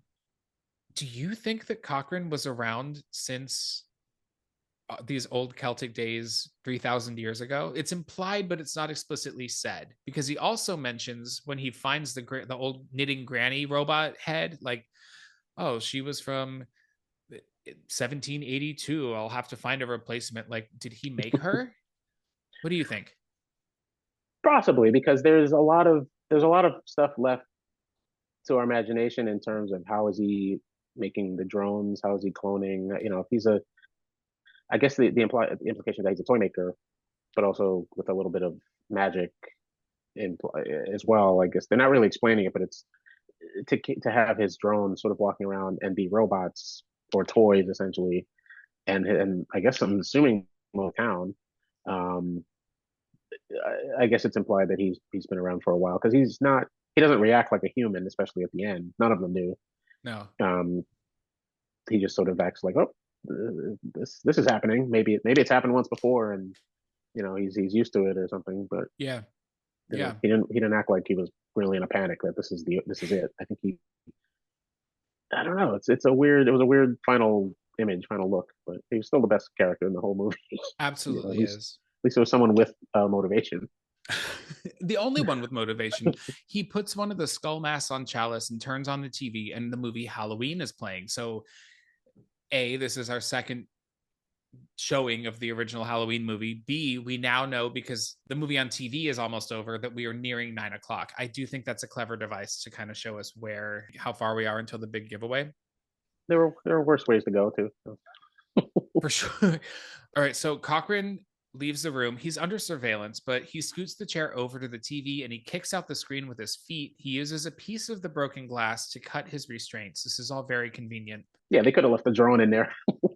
Well, man, at the end of this, I had a list of plot holes, but I'm just gonna say this now. Like, why didn't he kill him hours ago? Right. Why is he leaving him alive? Why is he explaining any of this to him? All right, so suddenly, luckily, nobody is looking at the surveillance cameras right now, and he frees himself and he throws his skull mask over the camera. So it's blocked, and he uses this time to escape through an air vent. So Chalice finds a phone. He tries to call his wife, but he has to speak really, really quietly, and she won't listen to him because she is portrayed as a raging bitch. she's a plot convenience. Yep. She's completely unfairly written. She tells him to go to hell, hangs up on him. He finds Ellie. She's tied to that table. He unties her, and he is found out on surveillance. So now the suits are heading his way. He and Ellie are running down a hallway. It's a really cool use of shadow down a hallway of the suits coming. It's very Dean Cundy. It's just I do like the way that this last sequence looks. Mm-hmm. They get to the room, the final phase room, with the giant slab of Stonehenge. And in order to hide from everybody, they get behind a rack of masks and they just wheel it across the background like they're in a fucking episode of Scooby-Doo. What good are these masks going to do hiding you if they're moving on their own? So while they're hiding behind a stack of boxes, he notices that one of them is filled with those logos with the computer chips in them with the little particle of Stonehenge. So he grabs the box and he sneaks over to the computers when nobody is looking, and he starts pushing buttons everywhere, causing some chaos. One of the buttons activates the commercial on the computer screens. And it's that final commercial that's supposed to activate the masks. It's time for the big giveaway. Chalice grabs the box and he runs upstairs to the catwalks above this facility. Suits are following him up the stairs, and he dumps the chips over the computers right when they're activated by the commercial. So they start exploding, sparks everywhere, and this kind of powers down all of the robots. Something that I noticed on this final watch is that the computers are arranged in a circle like Stonehenge. Mm-hmm. And it makes a little more sense. And I can't believe that it's not something that I never noticed before. Orange goo is coming out of the suits' mouths. Cochran sees this happen. And as the commercial rages on and the jack-o'-lanterns are flashing all over the screen, the slab of Stonehenge begins to emit a glow. And then this circle of computers in the shape of Stonehenge forms a connective laser with it. And Cochran is standing in the middle of that, and he is in the crossfire between and destroyed in a very bizarre way. It becomes a snow cone or something. That's it. It's kind of digitalized. It's kind of, but he, like you mentioned, embraces this fate almost matter-of-factly. Maybe like he'll be back. Mm-hmm. Maybe like he's done this before. Mm-hmm. That's the end of Cochran. Or do we think is it implied? I don't know. I'm just guessing, but it's not implied that he somehow goes, because it's coming at him from both ends. Yeah. So it's like, is he becoming one with the whole program, the signal? Because if it's not able to stop at the end, and he keeps it going, or he could be. I don't know. No, he could be, because just he turns into this kind of white, not pixelated, but grainy figure. Yeah. I wonder if that's meant to imply that he goes into the TV somehow, but it just didn't make it into the script. I think that's an explanation. Yeah, I think we're overthinking it. I think you're right. I think we're trying to make more sense of it. Everything catches on fire, and Ellie and Chalice drive away as the factory burns to the ground in the background. Chalice turns on the car radio looking for the news. It's 8:48 p.m. The Silver Shamrock commercial comes on. He's like, we got to do something. We got to call somebody. And Ellie doesn't respond. And suddenly her face is very blank and emotionless. And she grabs his face and starts like pulling at it and trying to kill him. And the car wrecks into a tree. And we realize she's a fucking robot. He stumbles out of the car. The trunk is popped open in the wreck. He can see her hand and arm are attached to the door handle. And then from behind him, she comes up and grabs him by the neck. There's a struggle. He grabs a crowbar out of the trunk and whacks her head off with it. She falls to the ground. I love the shot of her head next to her body, and her eyes are just scanning, like looking around. I do think that looks cool. You can totally tell how it was done, but it looks good. Yeah, I was just thinking, oh, okay, so they buried her and they have a fake body there. And, yep. You know. Whatever. And then comically, she jump scares at least 2 or 3 times. Her like body parts just. She's like the fucking Terminator. Yeah, it's a little ridiculous. And my only gripe with this, in terms of like the way her character was handled, you know, it's a bad thing if your audience is wondering, was she always a robot? Because she was much of a character to begin with. Yes. You know what I mean? Like, there's no real emotional change there. And like, oh no, not her. You don't feel you don't feel a change. No. This is how she's always, performed. Not a slight against the actors. I think it's just the way the character's written. It's just underwritten. It should be her story. It should be more devastating that she becomes a robot. But it's like, oh, she's a robot. How did that happen? I have no idea. That's just part of the plot, and we have to go with it. That's exactly right. Really, And do you think she was a robot the whole time? I don't think she was meant to be, but it doesn't make sense. It doesn't make it either way. It doesn't really make sense. Like, how did they do it? They undressed her. They put her clothes back on. Or was she? A theory could be that she was a robot the whole time, but I don't know why she would. Why?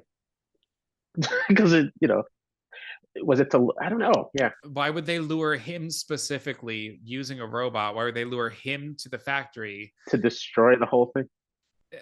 None of it works. None of this works. No. All right. So like you said, she keeps coming at him. The arm at one point attacks him. Yeah. So he runs away, comes upon the gas station from the beginning of the movie. And the same gas station attendant from before recognizes him. And suddenly, somehow, Chalice is on the phone with the head of broadcasting in America. I don't know. who's begging, turn off this commercial. So the 9 o'clock commercial has officially started. We get 3 children pulling up in a car wearing the 3 silver shamrock masks, trick or treat. Who the fuck trick or treats at a gas station in the middle of nowhere? They're taking candy from the gas station attendant, wearing the mask. They get in front of the TV. Chalice begs, you have to turn off the commercial. The TV channel turns it off. Sorry, we're having problems. The kid changes the channel. The commercial is on again. They turn the commercial off. The kid changes the channel again, and the commercial won't turn off. And Chalice is begging, stop it, stop it, stop it, over and over and over again, while the jack-o'-lantern is flashing and this obnoxious synth music is playing. His final stop it is delivered into the camera. And it's very much like the end of Invasion of the Body Snatchers when he says, "You're next, you're next." Yep. That's the end of the movie. And like I said, in my head, I could just hear a New York audience going, "Boo," you know, or feeling kind of like, what it was. Now there are 3 channels. There are 3 channels. Was each channel meant to represent a different mask, or was it just they just had 3 channels and that was for a wider reach? I wasn't sure. That's an I didn't realize they had 3 channels. Interesting point, because there's a point when the commercial plays on the radio. The number 3 is used a lot in the movie. You'll see it written all over the place. Okay. I guess I hadn't also put together there are 3 channels as well. And it's the 3rd movie. I don't know. I wonder if there's a significance to that. Yeah, I could see that. I could see it being purposeful for sure. We're left wondering, did the 3rd channel turn it off in time or not? Originally, the credits were supposed to not have any music and just be the sounds of children screaming while the credits rolled. Oh, interesting. Wow, they really wow. I know. Interesting. I know. Here's my deal with that. If you have worked this hard to make such a mean-spirited and narcissistic and hateful movie, you may as well have just stuck the landing with screaming children. Right. That would have been, someone's going to pick that up. Someone's going to remake this or something and use that, because that's horrifying. For sure. Tom Atkins, he believes that he was able to stop it in time. That's what he says at conventions, that all of his work was not in vain. But I've always gotten the impression that he isn't able to stop it, and that children all across America are turned into mush. That's what I figured. Yeah, if it's going Twilight Zone anthology route, then he most likely failed. But if there's maybe if there's a channel per mask, maybe only a portion, a fraction of them. I don't know. Right. I don't know. I don't think they thought that all the way through. But I think maybe it was just meant to be a dark ending.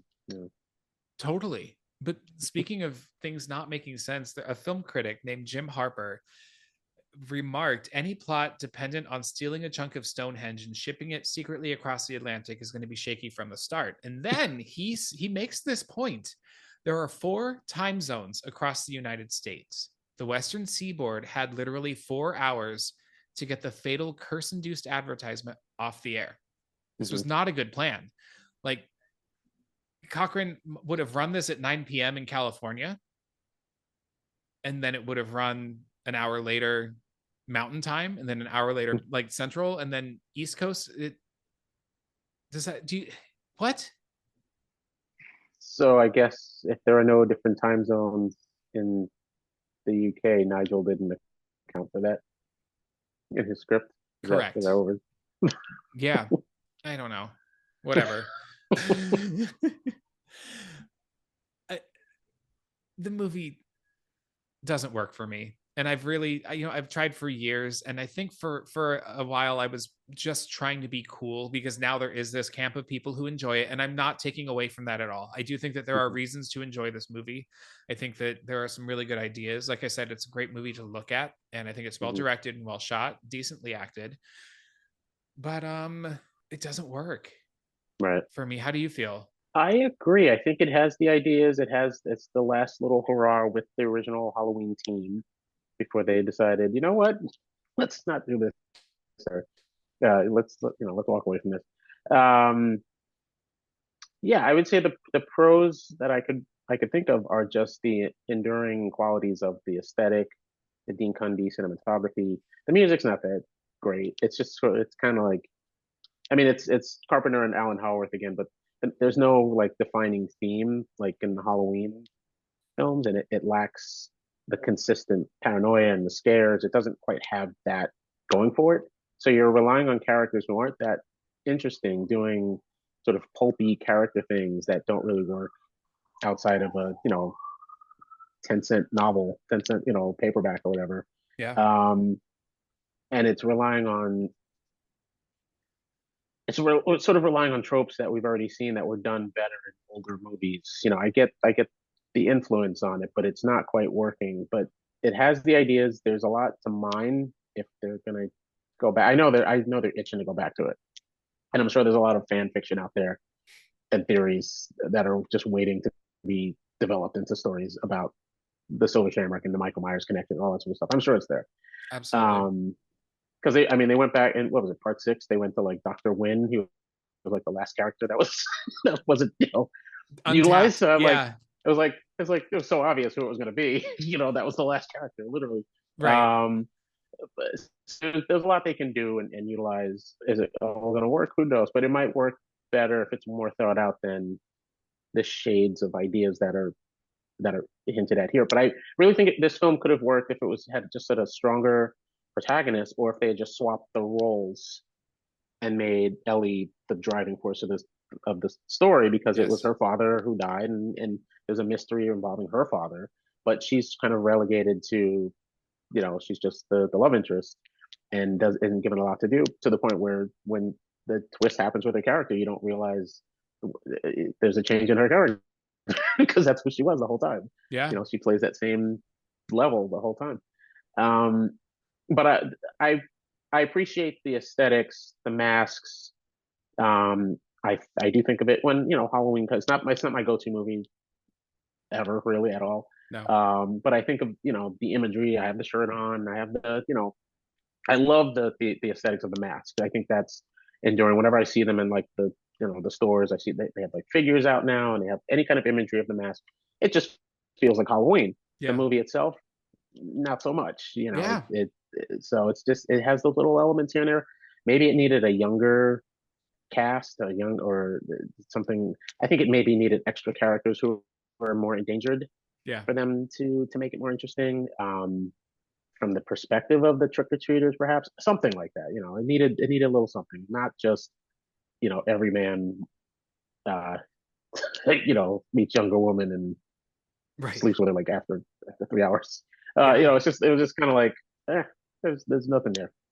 So character-wise, but and your villain is the most interesting character in the whole movie. That's because he has the most draw. He has a plot. He has a purpose. Yeah. So. Yeah. But does he? Why does he want to kill children? He's because he's bad. He's evil. That's it. You're right. That's the answer. All right. On RickOrTreat Horrorcast, there's a rating system. A movie is either a trick, which means it's all right, or it's a treat, which means you loved it, or it is a smell my feet, which means it sucks and you hated it. What do you rate Halloween 3 Season of the Witch as? I'm gonna be totally honest, because I know, again, we talked about how there's like real diehard fans out there who celebrate this movie, love it. They'll defend it to the death. But I'll be fair and give it a trick and say that it has element, like, I'm always a purist, like, see the movies in sequence, see the series, and then make your own educated decision on whether or not you want to revisit it, or whether it's good, or you can at least go in knowing and understanding what their initial intention was with the series, and realize why Halloween 4 was such a welcome return to the Michael Myers story. But it has those lasting elements that we still reference. Like, in a few days, people are going to be sharing on YouTube 8 more days till Halloween. It's going to happen. Yes, I'm going to be one of them. I know you say that, like, oh no, you're like, I'm turning off my social media. I'll do it too. I know I'll do it too. But it's that kind of, it's those little unifying elements that without it, I think it could have easily just been a forgotten sequel. It is a forgettable sequel. It is kind of dull, and it drags. The characters are one note, and but if it weren't for those little aesthetic moments for Halloween, I don't think we'd still be talking about it. So I'd give it a trick for anyone who hasn't seen it. If you're curious, check it out. You may not love it afterwards, but at least you saw it, and now you'll know if they decide to mine that territory again in the future of the series, you'll know where it all stems from. But it's not a great. It's not you'll it's not a great. It's really even watching it today with adult eyes, I was like, huh, it's not really doing it for me. Yeah. But those little nostalgic moments are what are key to it. So I'll defend the merch. I'll buy the merch Right, right. because it's still part of it. It's so interesting. I have in my notes multiple times. I love the iconography. The masks work for me. They're so great. Those And colors. exactly like you said, the masks look like Halloween.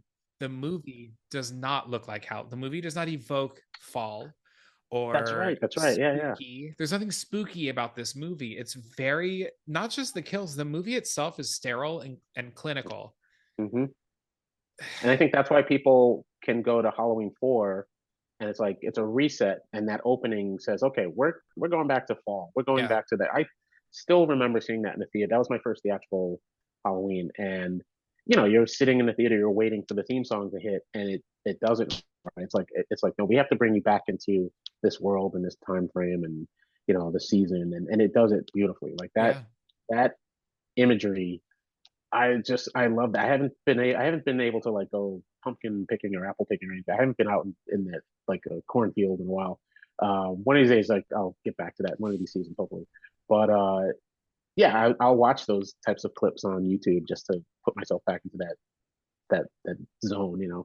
Yeah. So Yeah. that's definitely what's missing from this one. It's too sterile, too it's cold. It's a choice, It is but a I choice. think It's on you purpose. know My problem with this movie is not that Michael Myers is not in it. That right. I can watch it objectively. I can embrace that for what it is. My complaints about this movie are with the movie itself. It Yeah. this is Maybe gonna if it this wasn't is gonna called be Halloween. this is gonna be my first smell my feet ever on RickOrTreat Horrorcast. And I before this week when I studied this movie, I think I would have called it a trick. And then having sat through it multiple times this week and sitting with it and looking at it, I just don't think it works. And sure, the merch Yeah. is cute, and I would, if they weren't so expensive, hang all three masks from Trick or Treat Studios in my home. But like, I just don't. It's not a movie that I plan to maybe ever revisit after this. I don't know. I'm not looking that far ahead. This is officially my first It's smell my feet on Rick or Treat Horrorcast. I mean, it's how well, you like Halloween Ends, right? That's because it's kind of how I feel about Halloween Ends. Like I don't love it either, but if you want to see it just to complete the series, and Right. see it once and then get over, if you like it, fine. But I have a it's not hard something time I can saying defend. I Really. like Halloween Ends because I think that I think that it's misguided, and I can see what Mhm. it could have been. And it did nothing works, but for some reason I have this morbid fascination with it. A lot, yeah. I mean, to me, I can listen to that Boy Harsher end credit song every day. I listen to it when I'm out walking. For me, that was my takeaway from the whole movie. Got The it. the end credit song. Because that's belongs in a whole other movie, but it was like if I'm gonna get it from this one, fine. Yeah, but that's the only thing I liked about it really. Corey Yeah, was good. I thought the actor was good. I just he didn't was. know. Yeah, it's such a I mixed love bag. a year later now, I'm seeing all of these think pieces coming out about reanalyzing Halloween Ends and did we not give it a fair shot? And I'm like, I don't know, guys. No, we gave it a It's fair not, shot. yeah, it's not good, but it is interesting. It's worth talking about. Let me ask you this. If Hmm. Halloween 3 were not called Halloween 3, if it were strictly called Season of the Witch, do you think it would have been a hit? Do you think it would have stood a better chance? And do you think we'd still be talking about it today? I don't even think Season of the Witch works with the film. Not at all. I think if it was called Samhain, but that wouldn't have sold on the marquee because No. people would be calling Sam Hain. I'm buying tickets for Sam Hain. Yep. And we didn't learn the proper pronunciation until years later. Everyone was Well, calling it. Dr. Loomis calls it Sam That Hain was in Halloween that was his. 2. Yeah, and no one corrected him back then. So Nope. uh, I think if it was, it's an interesting plot, but to link it to Halloween, the series in any way, it's an interesting plot on its own. But I think if it were a shorter story, Yeah. maybe like a Tales from the Dark Side or something. I think that's where the story is, because there's not a lot of movie there No. because there's not a lot of building tension. There aren't a lot of set pieces. The characters are thinly drawn. The romance doesn't work. It's not convincing at all. Uh, they're the main character is kind of a cad, and that was just because it was the '80s. It's not really like, yeah, I think if it was like it's a 30-minute idea stretch to a feature length. There's stuff there, but it leaves a lot. You know, so even on its own, I think it would make a better short than an anthology, and then just move on. As a Halloween film, no, no, I don't think it works. That was my long way of saying Sure. no. But then do you think, all right, if it were not attached to Halloween, do you think it would be a movie worth remembering? Do you think we would still know about it? No, no, um, no, Agreed. I don't think so. I I don't don't think so. I don't think that it has what it takes to have been lasting. There's not a lot there, yeah. And for anyone that, not knocking it, but I'm saying anyone that really is like, oh, it's the best movie, it's so great, it's awesome. I feel like it depends. Maybe it depends on when you see it. Hmm. Maybe it depends on, in like if you see this before you see the other films, or you saw, part five and then saw three, or Right. that could that it depends when you're exposed to it and when you it first makes it, leaves its lasting effect on you. But watching it now and just objectively, I was just like, it wasn't really working from a narrative standpoint. Um, there's not a lot of tension, not a lot of intrigue. It's just kind of like it sits there, and then the horror stuff doesn't. It's sprinkled throughout, but you feel like those are studio notes. It's Yeah. like, okay, we gotta have something happen here. Someone's head's got to get ripped off. When it happens, they're effective. Yeah.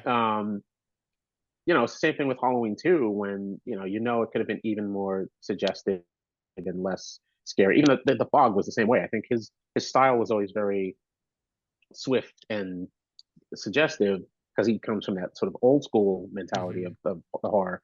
But when you're competing against like the Friday the 13th, of course you have to add the extra effects. I think the effects in this movie are very effective, and they're cool. They're few and far between, but when they happen, they're effective.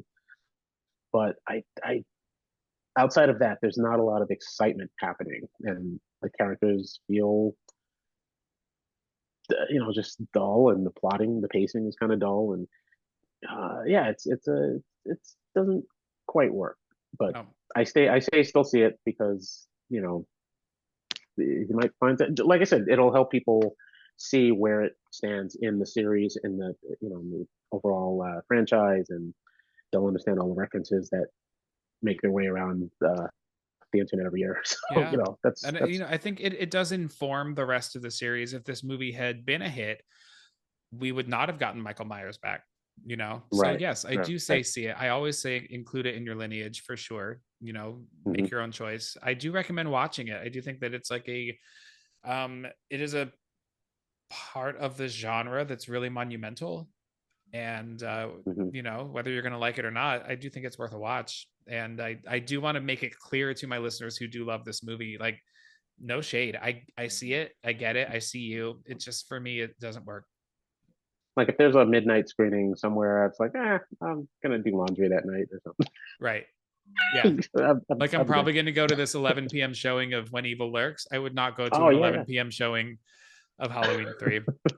Oh man. All right. But hey, Brian, it's been incredible having you on the show. I think I would love to have you back sometime when we talk about a movie that we both love, for sure. Yeah, will that'd you be cool. This was fun. will you tell my listeners where they can stalk you? Yeah, I have a website, briansmithhorror.com, and it has my Twitter, my Instagram on there as well. I'm like Brian Smith NYC, Brian Smith NY, that type of thing. But you can click the links on my website, and also follow New York City Horror Film Festival.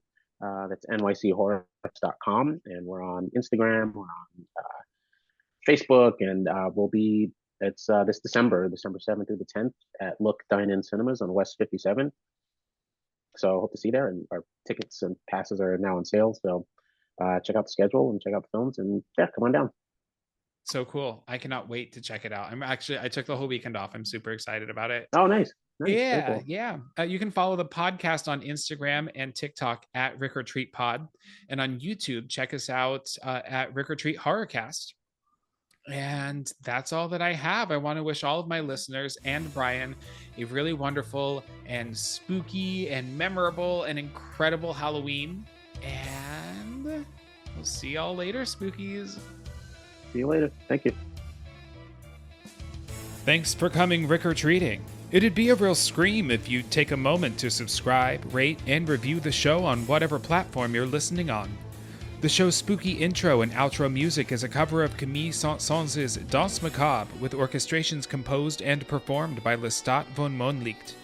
My website, RickOrTreat.com, is designed and maintained by Evelyn DeVere. The show's social media content is created by my evil minion and social media manager, Stanley Martin. The RickOrTreat logo was designed by Philip Romano. Contact information and links to these artists can be found in the episode description. Check them out, they're frighteningly talented. RickOrTreat Horrorcast is independently produced by me, Ricky J. Duarte, of RickOrTreat Productions. If you like what you heard, tell a friend. If you didn't, well, they're coming to get you, listener.